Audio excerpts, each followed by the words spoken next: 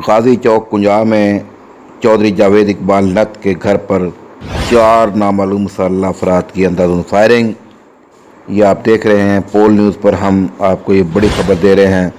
ज़िला गुजरात का इलाका है गाजी चौक कुंजा, जहां पर आधी रात को 4 नामालूम मुसल्लह अफराद ने चौधरी जावेद इकबाल नत के घर पर फायरिंग की है, जो कि अमेरिका में मुकीम है। और इस फायरिंग की वजह से पूरे इलाका में खौफ व हिरास फैल चुका है। लोगों ने डिस्ट्रिक्ट पुलिस ऑफिसर गुजरात से कार्रवाई का मुतालबा किया है। ये पोल न्यूज़ पर हम आपको एक बड़ी खबर दे रहे हैं। गाजी चौक कुंजा ज़िला गुजरात का ये इलाका है, जहां पर चौधरी जावेद इकबाल नत के घर पर अंधाधुंध फायरिंग की गई है आधी रात के वक्त, और मुसल्लह अफराद फायरिंग करके फ़रार हो चुके हैं, जिसकी वजह से इलाका में खौफ व हिरास फैल चुका है। यहाँ के अवाम ने डिस्ट्रिक्ट पुलिस ऑफिसर गुजरात से अपील की है कि फौरी तौर पर मुलज़िमान को गिरफ़्तार किया जाए।